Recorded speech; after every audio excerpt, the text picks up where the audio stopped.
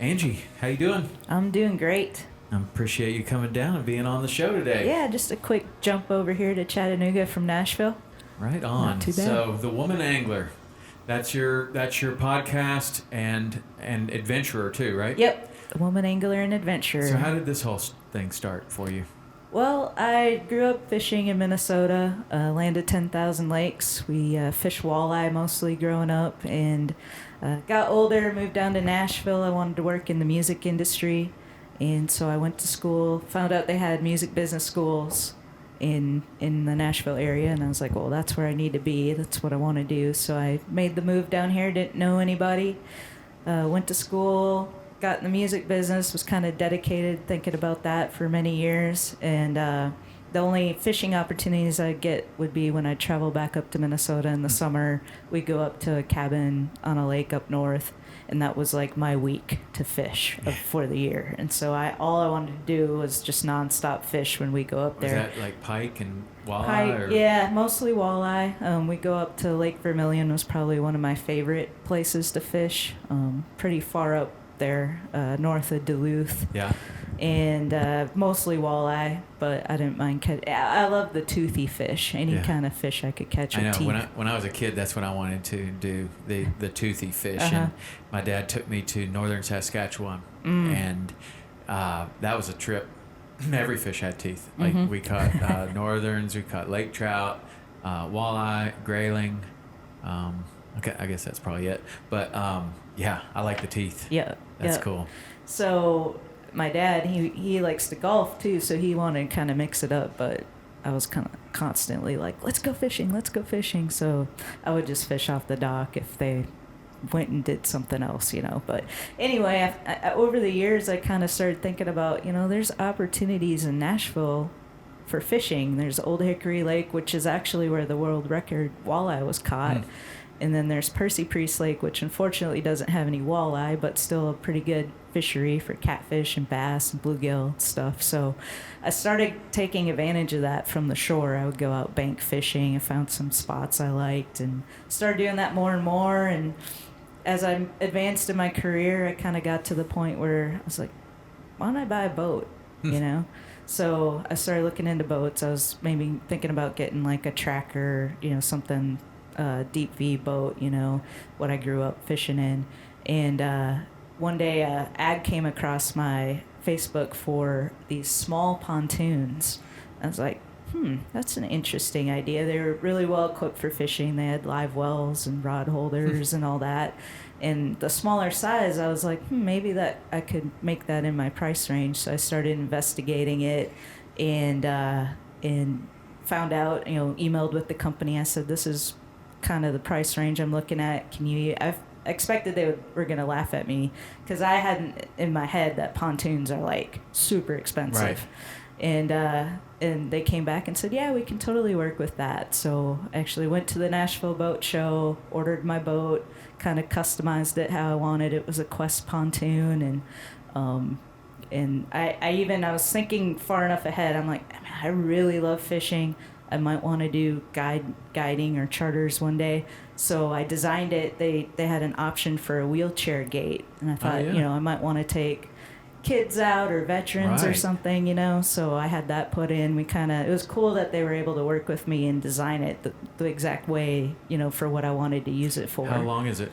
It's only 16 feet. Really? Yep. And so is it two pontoons? Yep, just two pontoons. And in the back they have something they call fish station. It's got a little live well, and then there's just like a cutting board and a measuring board all built in, a bump board type thing. And then there's another live well under one of the seats. So it's pretty cool. And so once I got that, it was kind of like game on. My obsession came back, and I was out all the time. If I wasn't fishing, I was out on the lake writing songs with friends. And so it was cool that I got the pontoon because it was so much more versatile than a deep V boat would have been. The biggest bass I've ever caught in my entire life was off a pontoon. Actually, probably the 5 biggest bass I've ever caught in my life was off a pontoon boat.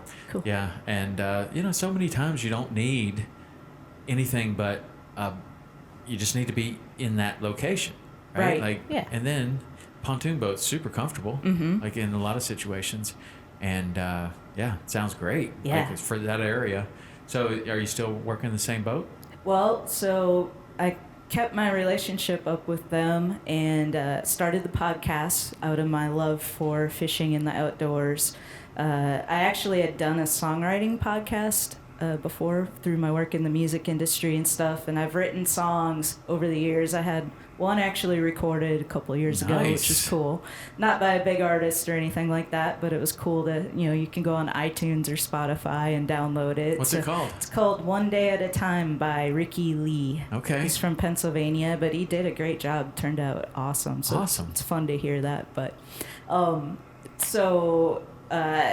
the years, I kept up my relationship with them. Like I said, started the podcast. That's kind of slowly been growing, and a couple of years ago, I guess it was last year at the boat show, I knew the guys from Quest were coming into town, and I said, hey, let's go to lunch, and started telling them all my ideas. I got my captain's license now, and I'm been doing some charters out on the lake, just kind of more recreational cruises, not really fishing guide stuff, but I was telling them all my ideas, like I could get some songwriters out, we can do some videos and some cool stuff on the boat, and they're like, we need to get you a demo boat.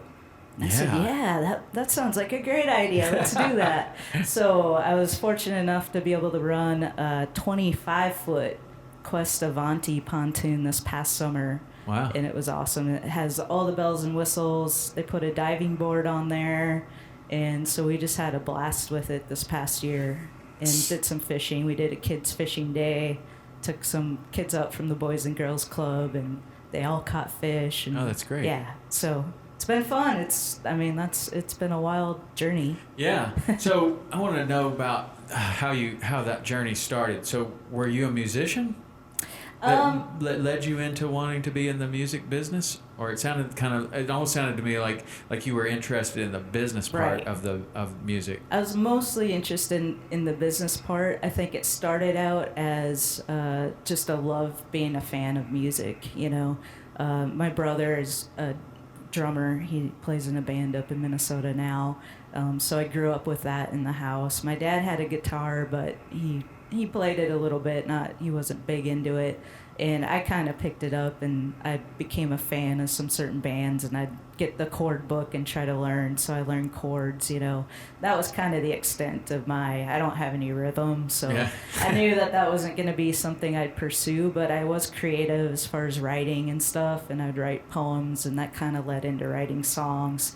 So that was kind of in the back of my mind, but I didn't have any intentions of that being like my full-time career. Right. I was really interested in the business side of the music industry, like who was the record label president when this band was on MCA Records or whatever. So to me, the executives in the music industry were the stars.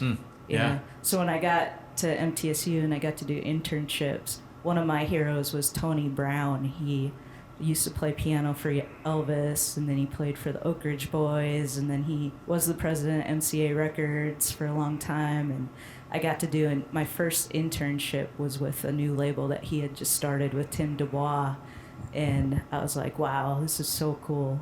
I got to work out of his office one day when he was out of town, and they put me in there as an intern. I'm sitting at his desk working. I'm like, wow, this is awesome. So your internship happened before you went to MTSU?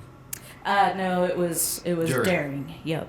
Yeah, because a lot of people, that I think that they should do that. Like even my kids today, they have certain interests, and it's like, well, I'm going to change my major and do these things. It's like, well, is there any opportunity to see what that person does for at least one day?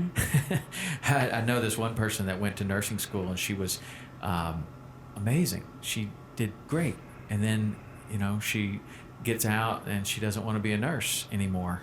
And I was like, why? She said, well, I had no idea what nurses did. Like, you didn't want to do an internship, like not even once, to see like what goes on a daily basis? I just found that crazy, but I'm a big believer in internships. Yeah. Like, my story is kind of similar to yours in a way where I was going to school. I was kind of an average student, and I went to University of Minnesota at first because I wanted to work in the music business, but at that time I didn't know that there was music business schools. So my plan was just to go to University of Minnesota, get in their business school, study accounting or something, and then maybe get a job as an accountant for a record label or something like that. And my grades just weren't good enough. I didn't realize how competitive their business school was, but my advisor was like, you're not going to be able to get into the school if you don't have at least a 3.6. Wow. And I was sitting at like a 3.3 or something like that. So it was just kind of luck I discovered music business schools. I was watching Primetime Country one night, which used to be on the Nashville network, and they were interviewing the Oak Ridge Boys, and their manager, Jim Halsey, was on, and he has a school in Oklahoma City that's a music business school. And I was like, whoa, these things exist? So I started researching it, and I found Belmont and MTSU, and I chose MTSU because it's a state school. It was going to be a lot cheaper, and went down there, and all of a sudden I got a 4.0. Wow. It's like when you find your passion, all of a sudden it's like easy, And so it's interesting. My son went to Belmont, and he was almost all of his friends were interested in music. He was interested in being like a one-man show kind of video person, and there was a great program there that would teach you video editing, writing, music, a little bit of music editing, animation, like all the things, graphics, all the things that would allow you to be, you could shoot YouTube videos, or you could shoot, whatever, TV show. And he got into that and really, really liked it. But most of the people at Belmont were doing something similar to what you were doing. Either they were musicians or they wanted to be in the business part of the music. That's interesting. So when you go there and you experience this love for learning what you're interested in, what kind of things did it take like a year to get into the kind of classes that really excited you, or did you have to kind of go through all the core stuff first? So I had the 2 years at the University of Minnesota. Oh, right. So I transferred those credits down, but it was really bizarre because the University of Minnesota was one of the only schools that was still on trimesters. So my high school was on trimesters. I know exactly what you're talking about. It's weird. So my credits all just didn't transfer over right, and my advisor was like, well, you've had all this economics. I took a lot of pre-business type classes like accounting and economics. She's like, let's just take those credits and apply those towards your biology credit. I was like, nice. Yeah, let's do that. So I actually got all through college never having to take biology. It was just super bizarre, and it kind of set me back a little bit. I had to go a little longer, but because I had all that stuff, I was pretty much able to start with a lot of music business related classes, and they still have like a small core group of classes you have to take before you get into whatever kind of path you really want to dial into. So one of my first classes I'll never forget was history of rock and roll. Nice. I'm like, wow, I'm getting graded on the history of rock and roll. Was it hard? Because it seems like that would be like a super easy class, but you can get fooled with a class like that in college, and my kids have too. Like one of them took history of film or something like that, and he was like, this could be so easy. We're probably going to study like Step Brothers and funny movies, and it wasn't like that at all. It was really hard. Was that class difficult? It was difficult. I mean, there's a lot of information you had to learn, and I was kind of a crazy note taker, so I would almost write the lecture word for word as he was going over stuff in class, and then I'd go back and I'd have all these notes, pages and pages of notes. But like I said, I was so interested in it that it was hard, yes, but I enjoyed it, so it didn't seem as hard. Yeah. So, and then all the while, I'm still writing songs just for fun. I had some friends I met there, and we would kind of co-write together, and never became anything more than that. But I did all these internships, knew the right people, was in the right place at the right time, landed a job at a booking agency, one of the biggest booking agencies in the country. I was very, very blessed. I never even heard of it, though, because there's this other agency that's kind of the one that was in all our textbooks and stuff. Is called William Morris Agency. And so when I got the job at Creative Artists Agency, I called one of my professors. I was like, so this company, Creative Artists Agency, offered me a job. Should I take it? He's like, yes. I'm like, okay. That's a good one. Yeah. So I called him the next day, said I'll take it, and I was there for 16 years. So what do you do as a booking agency? Well, I worked in the contracts department, and then there's agents that actually book the shows. So they route tours for artists. They, do the deals with the venue or the promoters. So we worked with anybody from the top superstars like Shania Twain, Dixie Chicks, Faith Hill, Tim McGraw. We had rock acts, Train, John Mayer, Kings of Leon, on and on. And then we, of course you need to work with the baby acts too, because you're hoping that they'll grow. So we had the whole spectrum of tours. We were booking the little clubs way on up to the major venues, arenas and stuff like that. How did you see in 16 years, how did you see the music business change? It's growing, especially in Nashville, Right. Obviously it's a lot more rock. People are moving here from California and New York and stuff and realizing what a dynamic city Nashville and dynamic music industry scene it is now. That was probably the biggest change I saw. I also saw a growth of women in the industry. When I started, I think there was one female agent in our entire company, and now that's growing, so that was another thing I saw. And just the growth of Nashville has just been insane. Yeah, it is. I mean, Yeah. it's spreading to all north, south, east, and west of Nashville as well. Yeah, I told you my wife grew up in Nashville, and I've seen it change a lot. Yeah, I mean, in the 20 years I've been there, it's almost unrecognizable now. Even Music Row, they've torn down a lot of the historic buildings, and they're putting in these huge high-rise office complexes and condos and apartments and hotels, and it's crazy. Yeah. Last time I went to Nashville, I saw about 8 cranes. As I looked over the city, there were just these cranes everywhere building another Still high-rise. like that, yeah. Yeah. So, and then over the years, I did get more into songwriting. I actually got a publishing deal with a brand new publisher in town, but I had to be careful because I worked in the business, so I didn't really want to use those contacts to pitch my songs, so I felt kind of handicapped. Taboo or what? Yeah, I mean, Bad form? Yeah, kind of. I think so. I don't know. And maybe we were talking earlier about self-promotion. Right. And how it's hard to promote yourself, but maybe it's part of that too. But I kind of had to rely on song pluggers that worked for the publisher to pitch my stuff. And songwriting in Nashville is very, very difficult. It's very political. It's who you write with and who they've gotten songs recorded with before, almost more than how good the song actually is. You really need to be in it day in, day out, and I just didn't have, obviously I work full time too, but I didn't have that dedication or the courage to take that leap to do it. Yeah. So anyway, fishing, with the boat, buying the boat, starting the podcast, it's become a bigger and bigger thing, and I could kind of see my position where I was working evolving, and I could kind of see it probably wasn't going to be around for forever, the way that the business was changing, technology and things like that. Yeah, that's what I'm interested in. I mean, like, what did you see the writing? How did you see the writing on the wall? Like, things are changing. Yeah.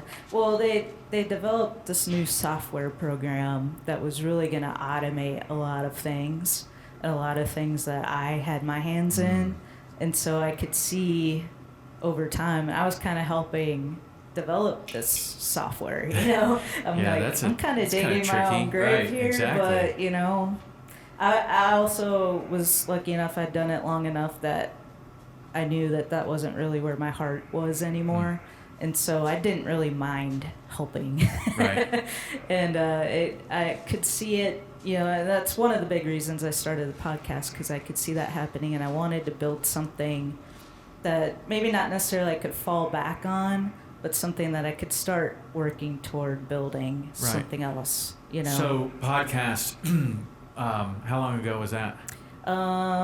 Just about 2 years ago. Yeah, and you said that you had a podcast on songwriting at one point? Yeah, at one point I was a co-host on a podcast about songwriting. Was that before? Mm-hmm. Okay, so did that one have some success, and then you kind of saw what podcasting was all about and wanted to do that, or what? Why was it podcasting?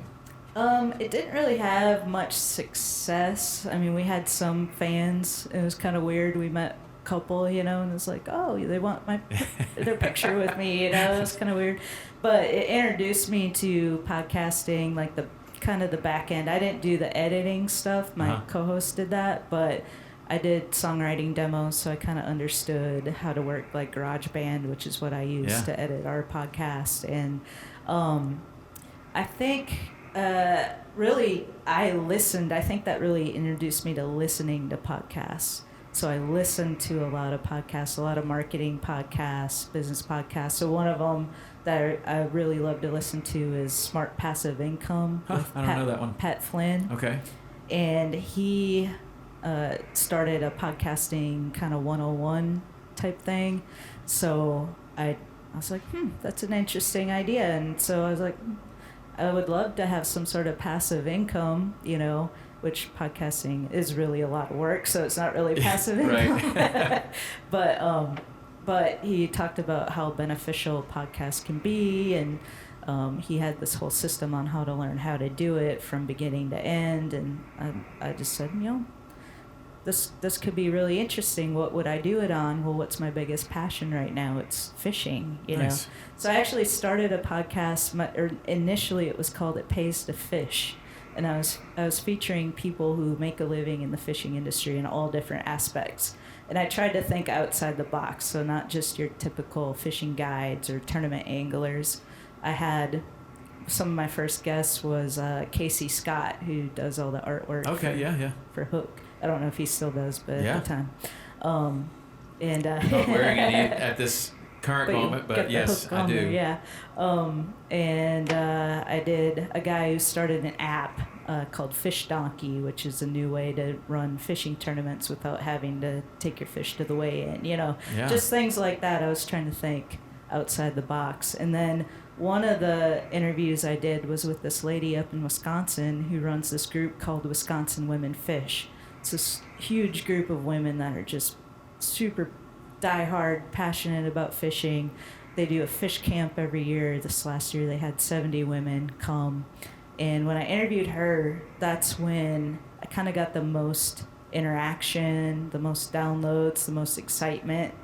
And I started looking around, and I didn't really see any other podcasts that were just about women and fishing or the outdoors or hunting or whatever. And so the wheels kind of started turning. Maybe I should shift. Like Salt Strong, Joe and Luke Simons, they're down there in Florida, and they're kind of doing the same type of thing I was doing. Not that there isn't room for multiple people to do the same thing, but they were already featuring people who make a living in the fishing industry. And so anyway, I called Barb Carey, is the lady up in Wisconsin. I called her and I said, what do you think about if I shifted the focus of my show to this? And she's such a huge promoter of women in fishing, and she said, that's a great idea. I don't think you should just limit it to fishing, so that's why I added the and adventure.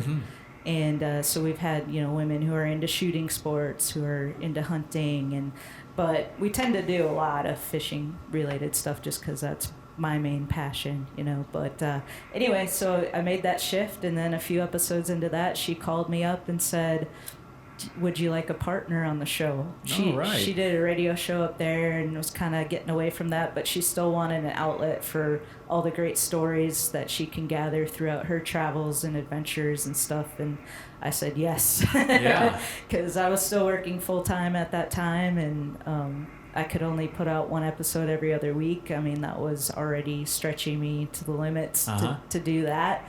And so bringing her on was a huge help, and so we were able to start doing a weekly podcast. And how do you do that? Are you in 2 different locations? Yeah, most of the time. She's up in Wisconsin. We've kind of evolved, gotten better over the years. When we first started, over the year, I guess I should say, when we first started, so I used Skype. I was already using that to do all my interviews, and I have a little recorder on there, and all my guests would be over the phone. So when I started doing shows with her, she would be on the phone as well. So it would be me with the mic and kind of the studio setup, and then a guest and her, and we would do interviews that way. Nice. Now she's got the Skype set up as well with the microphone and everything, so we're both connected that way. And then sometimes we have a guest who also has Skype, and that's awesome. Kind of sounds better, but now that I'm doing this full time, I've been doing a lot of traveling, and we've been able to do a lot of stuff in person, which has been cool. Yeah, that's great. Yeah. I think the in-person ones are definitely better. Yeah, I agree. I don't know, the conversation's just better. I have had some really good ones that are over the phone, but for the most part, I think the conversation just goes far better and the sound quality's better in person. But less editing that way too, because you talk over each other a lot when you can't see each other. Yeah. You know. yeah, that's a problem, and especially when you have 3 people, that becomes a real problem, because now the person listening is hearing nothing but they don't even understand what's going on. Right. I always tend to look at a podcast that I'm about to listen to, and if it's got 3 guests, even some of the highest quality ones like Joe Rogan or something, if he's got 3 or 4 guests, I tend to just skip right over that one. I like the one-on-one because of the talking over. Right. That's a big thing. So what do you think the status of women in fishing is today? It's grown so much. I mean, and we've talked about this a lot on my podcast, but growing up in Minnesota, it's a totally different culture than here in Tennessee. Up there, it's families, moms, dads, kids going out fishing all the time. It's just, there's so many lakes, so many fishing opportunities. It's just a part of the culture. And so there's a lot more independent women up there now because they've had all this experience with their husbands or dads, growing up, going out all the time. So you'll see a lot more than I see in Nashville, women out there in the boat by themselves fishing or with their kids or whatever, And the high school fishing thing is really big up there. It's with bass fishing, it's becoming more popular down in the South as well. But me being on Percy Priest Lake, when I look out, I almost never see a woman by herself. If I do see a woman, it's with her husband, and that's even rare. It's mostly just guys all the time. And so I felt kind of isolated being out there by myself, the only woman, not knowing any other women who are into fishing. Now through the podcast, I'm starting to uncover more and more. We just did a live podcast at the Nashville Boat Show and featured women from the Middle Tennessee area who they fish. A lot of them fish competitively on the Lady Bass Anglers Association tournament scene. And so now I'm finding more and more, but it's still way different than it is up north. And so I'd like to see that change. Yeah. And it's a culture thing, I think. Yeah. It could be. I don't know. You and I just did your podcast before this, which was fun. Thank you for having me. Yeah, thanks for being on. And in that, you referred to fishing as the great equalizer, which I had never really heard that before, but you're exactly right. Like, I see no reason why women wouldn't embrace fishing, but yet maybe it is a cultural thing. Why is it, do you think, that just it's a male-dominated sport for the most part? I mean, maybe just over history, because it, even with catch and release and handling the fish with respect and all that, it's still a blood sport at the end of the day. And it's, maybe men went out and fished to provide for the family and that type of thing, and it's just kind of evolved over the years. I think a lot of women are still intimidated to get into it. This is a lot that, especially if you're using a boat, you got to learn how to back a trailer down the ramp. If you don't have a mentor or somebody to take you under their wing and show you all that stuff, to just go out on your own and learn it, it's a little bit intimidating, Yeah. especially when you look around and all it is men everywhere, Yeah. Seems like that's a great opportunity, like to be that mentor. Oh yeah. Like, is that part of your mission or your vision for the future? Definitely, yeah. And what we're doing on our show is sharing stories of women who have overcome that barrier, whether they did find a mentor or some of them learned on their own. We just had an episode with this captain down in Florida. She fishes the Crystal River. Her name's Captain Stacy Horak, and that's her story. She used to go out with her husband every now and then, but she was never into fishing. He loved to fish, but never caught anything.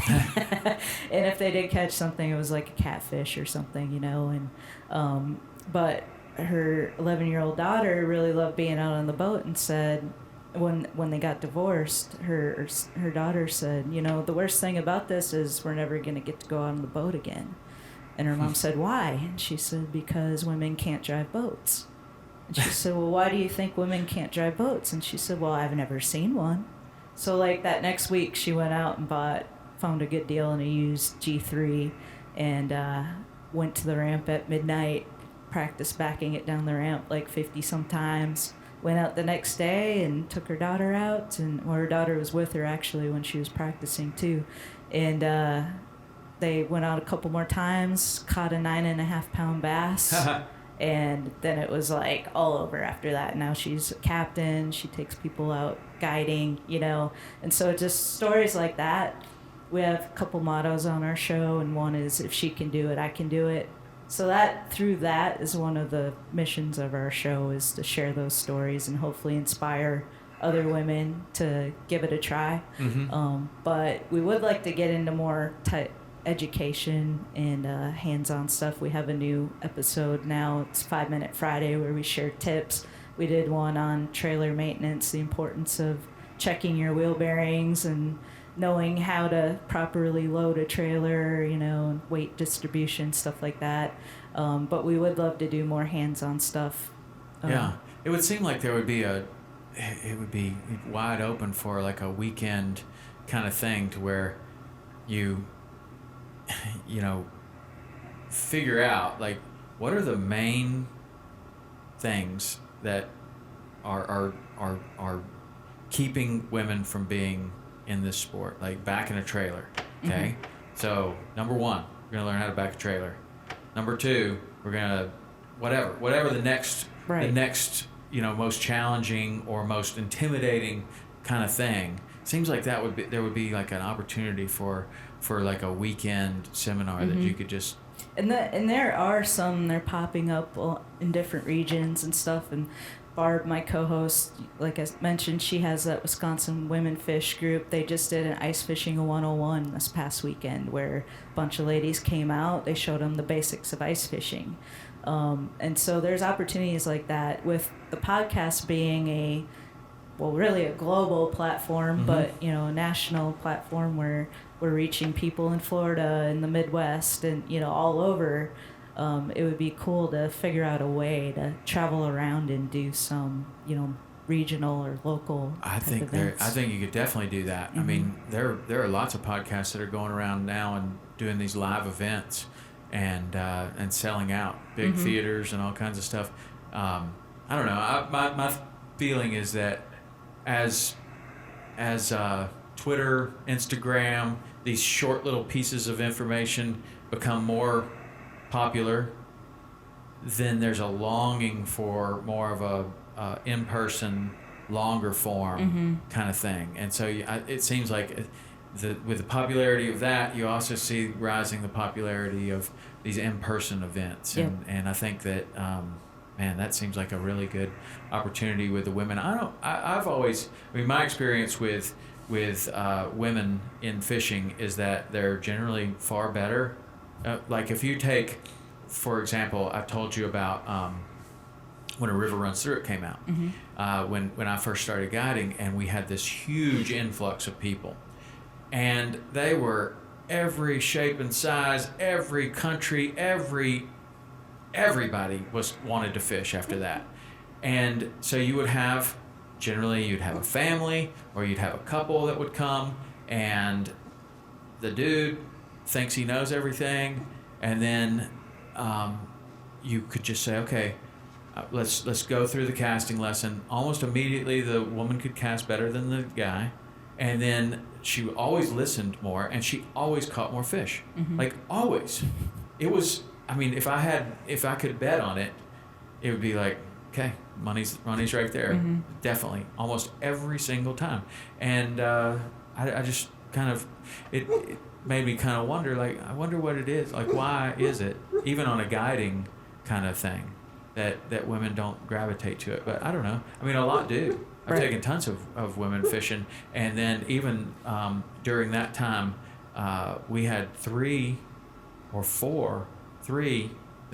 women guides in the outfit, because it grew from 6 to 29, and 3 of those were women, and they had a great clientele. In fact, even what was his name, Perkins from Orvis, Lee Perkins, he insisted absolutely have to fish with Lori Ann Murphy every time. He never fished with anybody else. He fished with Lori Ann. That was his favorite guide. So that she was fantastic. But I don't see any reason that, except for, there's intimidation from everyone. I mean, like, backing a trailer in front of a bunch of people is pretty intimidating for anyone. Like that, but that seems like something that is really easy to overcome. Right. Especially with technology now. My truck's got this little thing that you turn. Do you use that at all? No, I don't use it either. But you're supposed to put this sticker on your trailer and your sticker on your bumper, and it can tell. I don't know. You turn it just like you're turning a steering wheel. Like you got to do the steering wheel backwards, but you turn this thing. I haven't tried it yet, but they're starting to put all this stuff in vehicles, which makes it easier for anyone to back a trailer, which I'm all in favor for, because when people are terrible at backing a trailer, it's not fun for anyone. Right. Well, and women are the fastest growing segment of fishing and boating right now. So I think it is changing. One of the areas of challenge is the retention part. Like, they may buy a license one year and then not renew it the next year. And I think that's where the education piece needs to come in.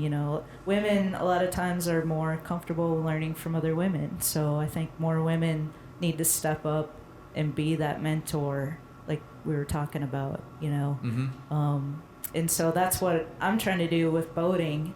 I have my captain's license. I've been doing charters out on my lake, taking people out, and I've found most of my bookings are women, because they're just more comfortable with a female captain. So I'm kind of at a nice advantage in that regard, especially in Nashville. It's like the #1 destination for bachelorette parties. So all these people want to come down and hang out on the pontoon and have a good time. Man, so that's a great idea. I didn't even think about that. Yeah, so this season, my big plan is pontoon karaoke. Yeah. Yeah. I love it. I think that's fantastic. Well, the last time I was in Nashville, we saw... went to dinner right down there on Broadway or on the Strip or whatever they call it these days. I didn't know about it being the #1 bachelorette party destination, but everything from tractors pulling trailers to the buses without the top on them to really nice buses and all of these things, which hot are like tubs. Yeah, insane. I saw it all. We were at one of those restaurants where it just opened right out to Broadway, and it's a 4-way stop right in front of. We're right on the corner, so they're coming from right, they're coming from left, they're coming from behind us, from in front of us. It was a steady stream. I mean, if you can't tap into some of that, Exactly. that sounds amazing, like a great opportunity. Yeah. So hopefully that'll be really good. And the pontoon boat's perfect thing for that. Exactly. Yeah. Throw a grill on there. Yep. And Percy Priest, that's where Little Big Town recorded the video for Pontoon in Party Cove. People want to see that. Yes. And Craig Morgan's Redneck Yacht Club, that was written about a marina out there, and the video was filmed on Percy Priest. So I feel like I'm in the perfect location and have the perfect market. Now throwing some karaoke, who could resist? Man, sounds great. My daughter's got a karaoke machine in the basement, and man, her and her friends love that. So that sounds terrific. You know, there's so many different ways to tailor to an audience. Like that, what you just said is thinking outside of the box, and you can have a remarkably successful charter business like that. Like I'm thinking, okay, there's gonna be 5 pontoon boats. And, you know, I mean, scale it. Yeah, you can scale it up. Partner up here. I think I might. I mean, I see the potential there, because the potential is, you know, in the Florida Keys we had, when I first started in the Florida Keys, it was either offshore or skiff. There was almost no one in the middle ground at all. And if they were, it was like these eco tours, very little fishing. So the family would come down there, and they're like, I don't know, you know, the kids are kind of young to go offshore. Everybody's probably going to get sick, which happens a lot.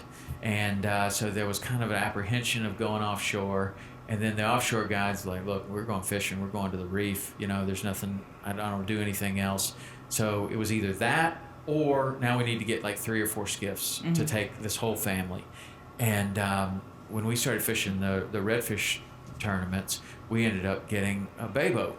And the bay boat was, I mean, there were certainly kind of bay boat like boats in the Florida Keys, but there weren't any that had trolling motor and power pole. And all of a sudden, I'm taking this boat out. I'm like, I could easily take a family of 5 on this boat.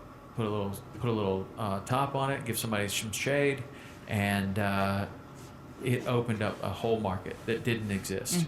And now the bay boat market there, I would venture to say that it's probably more booked in the Florida Keys than either the skiff market or the offshore market on a year-round basis, because you know, families, they go there and they want to go, and there's too many people for a skiff, and nobody wants to go offshore and get sick. Right. And so that's what I see with what you're talking about, is like, that's an opportunity. So now you just have to market it correctly. Exactly. How do you market it? You need to write a song. You're a songwriter. There you go. You're a songwriter. You write a song. I heard that one song, and that dude came here, Bachelorette's on Broadway. What's that guy's name? I don't know. I thought it was going to go to #1 because it was like, country it was song? It's country kind of rap. Oh, okay. Like country. Yeah. What do you call that? Crap? Yeah.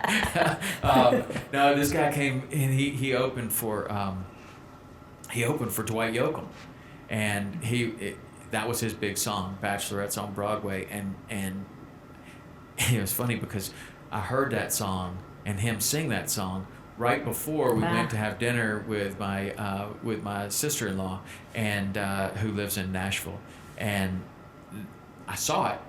It's like, oh, that's what that song is about, and now I see it. I had no idea that there were so many people, but it has become the #1 destination in the world for bachelorette parties. That's crazy. Yeah. So there are a lot of people capitalizing on it. I hope you do too, because that seems really good. Yep. I got a right now I just got a website, angiescottadventures.com, and then Facebook page. So those are the 2 things, and I need to get on Google and do some ads and things like that to get the word out. Yeah. So the other thing is fishing birthday parties, because man, I used to do shark fishing birthday parties, and it started out just for my kids because they love catching sharks, and I could go and catch these little sharks for little kids, and so my son told me he wanted to have a shark fishing birthday party, so I was like, cool, we'll take 4 or 5 kids on the boat, and we had a little shark fishing birthday party. And then I had another one of those kids, and you know, when his birthday came around, they were like,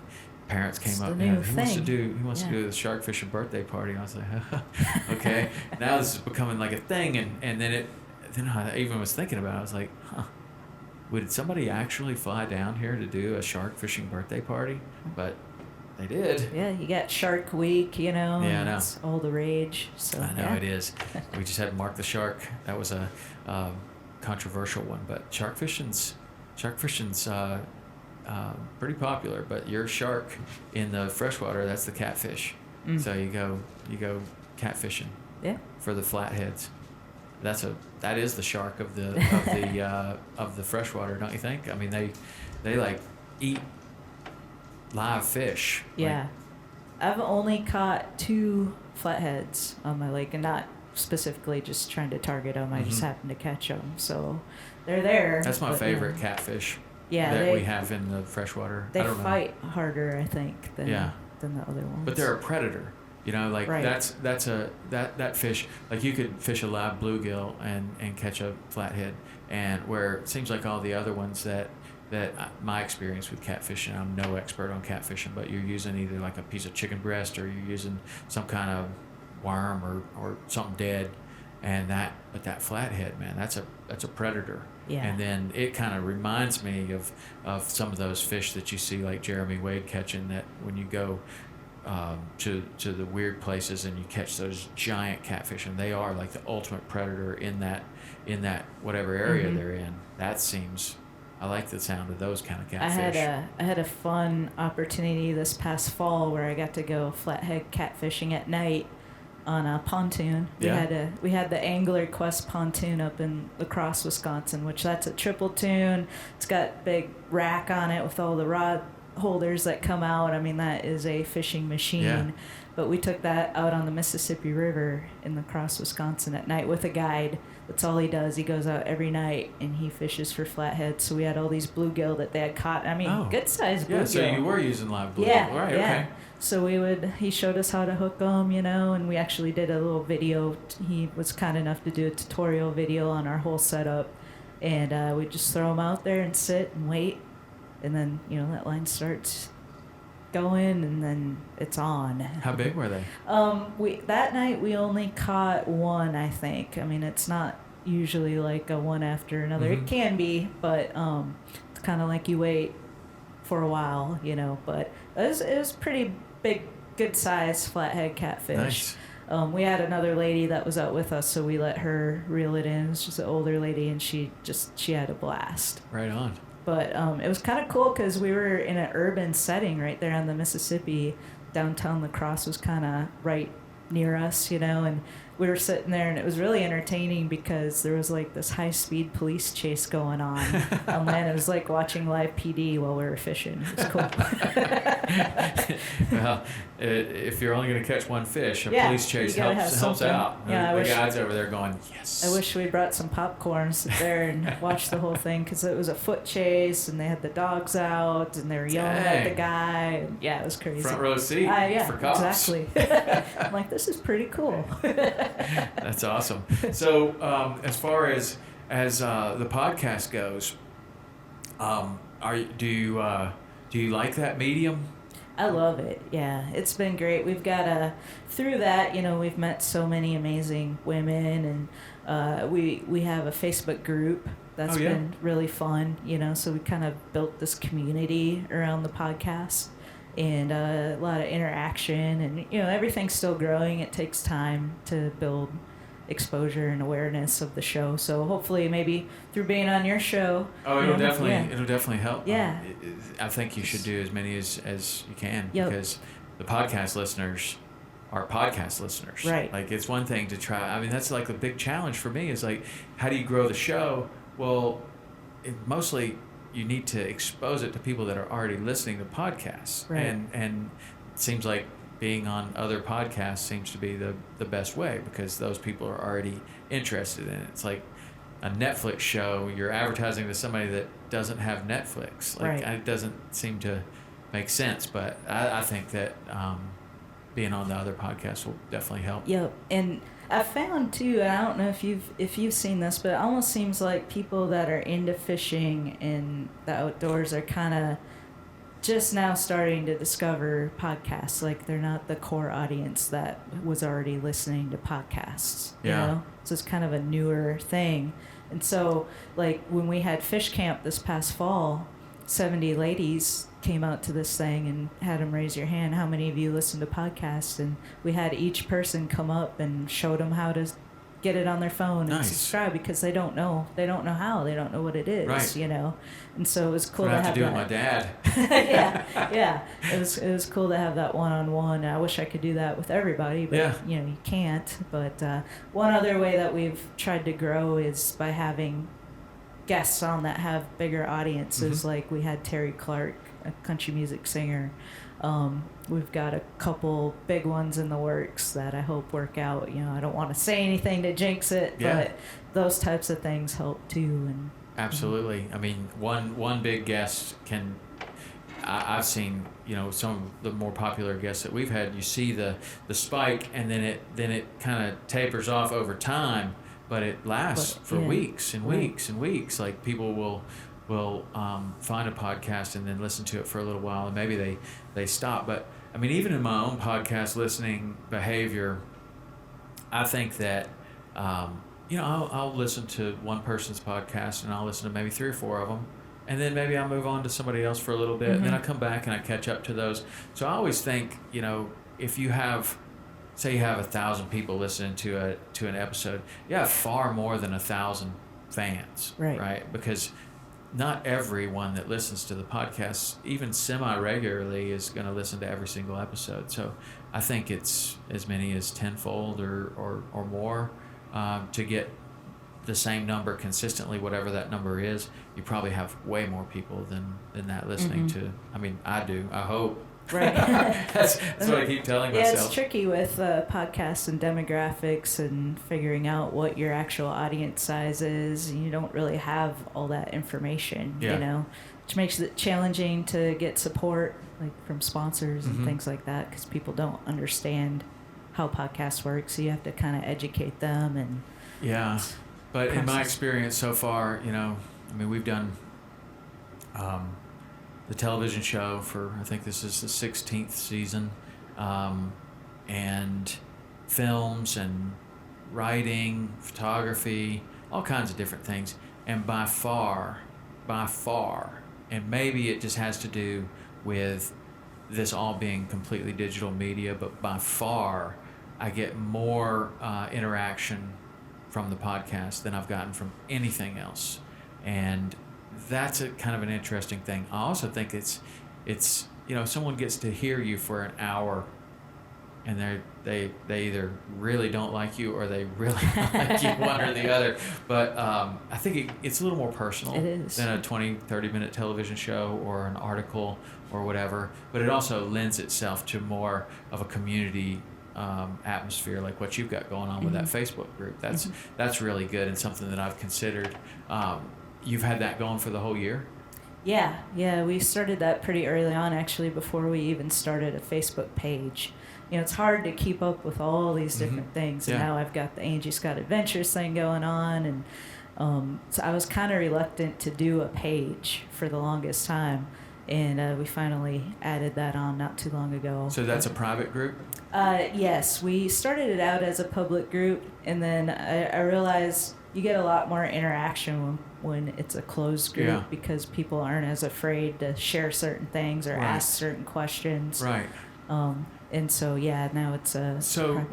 I mean, not to intrude on anyone's privacy, but I'm just kind of interested in what kind of subjects are being discussed in a private group. Like, is it about like the biggest challenges in getting into fishing, or like these people are already into it, or like what's the kind of culture in that group? We get a variety. Some are just wanting to get into it and they ask questions. You know, we've had people ask about, you know, where can I find waders that fit women or whatever, you know, stuff like that comes up. A lot of it tends to be women that are really into it and they're sharing their, you know, photos from their day or whatever, which is important too, because that's all, you know, she can do it, I can do it. So we encourage people to share that stuff so people see that and get inspired, or maybe it's a different type of fishing that they hadn't tried yet. So then they ask that person questions. Oh, how did you do that? What kind of setup were you using? Stuff like that. People interact and learn from each other. So I'd say the majority, I think, is people that are already really into it, but then we'll get every now and then people that are just wanting to get into it and ask questions. What about moms that want to take their kids fishing, either their sons or their daughters? That has been a question that we've gotten a lot over the years on the television show and on the podcast. But it's like I've thought that that's a huge opportunity both for the sport of fishing, and I mean, like, that's the challenge right now is getting the kids to not be on the video games, not be inside, but to get outside.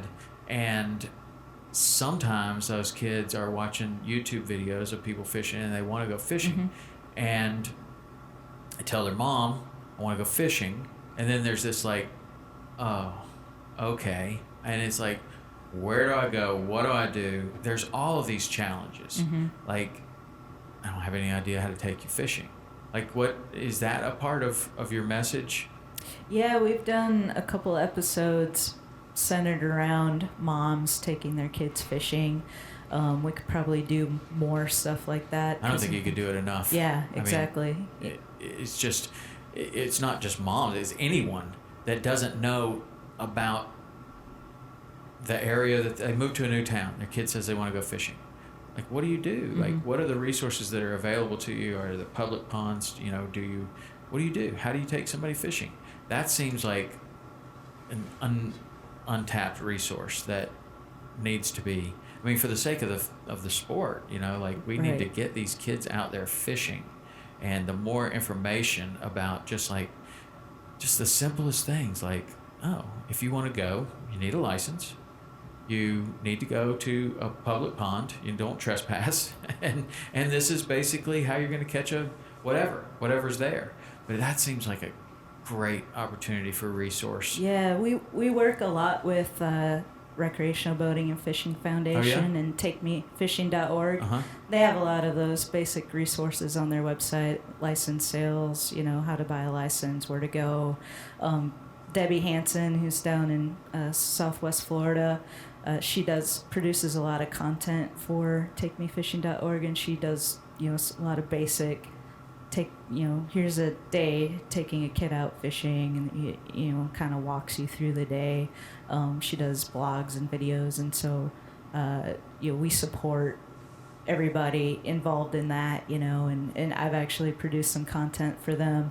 So they're a really good resource that we point people to a lot, but I think we could definitely focus more on that.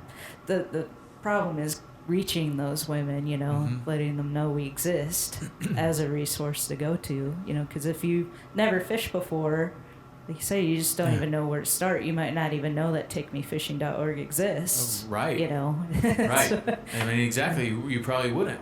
So that is the challenge. I mean, that's the challenge for the whole industry, is like, how do you reach those people that want to go, that have the desire to go, and how do you reach them in enough time to where they don't get frustrated and just stop?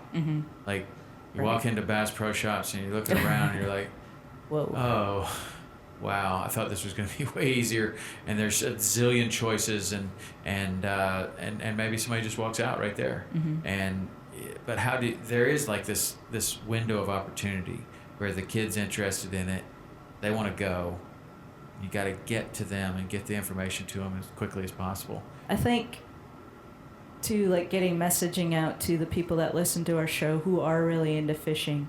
Reach out to your neighbor. Your neighbor's got kids. Are they interested, in going fishing? Take them out, kind of start in your neighborhood, and we did a challenge one month where like, just take one kid fishing this month. I love it. Could be your nephew, your niece, or your neighbor, whatever. And I think that's a really good place where it needs to start. Right. Yeah. And then it's not just like a kid, but like take another person that doesn't know anything about fishing. Like, and then that's how it spreads. Like, then the challenge to them is, okay, you got to pay this forward. You got to do this for somebody else. And it's not for everyone, No, somebody may get out there and be like, ooh, I don't like touching the fish, Right. But, I mean, like for my kids, when we first started getting my kids involved in fishing, I was very careful not to push them. And some of them took to it, or one of them took to it pretty much right away. But the others two, my son and my daughter, were kind of a little slower to come around. And what they like doing is playing in the live well. They love playing in the live well. Like, I'd catch live bait, whether we were going to use live bait or not. And I'd just have that live bait in there. And they would, literally stick their head in the live well all day long and play. It was like an aquarium. And it's like, whatever, man, they're having fun on the boat. Like, this is a good experience. And you know what? Sooner or later, they start picking up a rod after a while. But, it's like don't have to. I think that's a message too that I like to get out there. It's like you don't have to just be super hardcore about fishing. Like there's this whole experience that fishing offers, which is a day outside rather than on the couch playing video games. Right. And I think everybody right now can benefit from that because there's Oh, there's a lot of sitting on the couch playing video games. Yep. Yeah. So where do you see this taking you? Well, we would really love to get to the point where we can actually travel around, like I talked about earlier. It'd be super fun to meet these women in their own environments on location, maybe have an experience with them, do some video, do a podcast episode, and then maybe in conjunction with that, we could do some kind of community events as we travel around. I think that would be kind of my ultimate dream with it. Yeah. And as long as I can pay the bills and make it work that way, that would be awesome. That sounds great. I just love spreading my passion for fishing and boating too. I mean, if these charters I'm doing out on the lake, if we're not necessarily fishing, if people want to fish, great, but I just love being on the water. And so if I can share my passion for boating with other people, I have an opportunity where I might be able to become some type of instructor, which would be really cool. Good way to put my captain's license to use. I'm all about it. So it's kind of like you have these plans, but you don't really know how they're going to come to fruition, And Yeah. so I'm just kind of along for the ride and staying open to opportunities as they come about. And it's been pretty exciting so far, so I'm pretty open to anything. I don't want to lock myself into one thing because I've found it just always becomes something I couldn't even have imagined. So there's a term for that I've heard that, and when you were explaining that, I was thinking of it, and it's there's ready, aim, fire, but then this other term is ready, fire, aim, to where you've gotten ready. You've fired, you're taking off, and now you kind of adjust your course as you see to whatever, either the path of the least resistance or the path of the most acceptance or the path of the most success, or however you choose to decide that destination.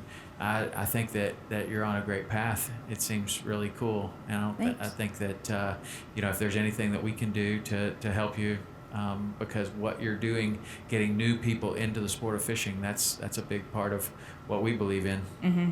Yeah. I'm just gonna keep on keeping on, see where all this leads. Right on. All right. Well, let us know if we can help you. All right. How does everyone find all of your resources? Well, the podcast is at thewomanangler.com, and we're also on Facebook and Instagram.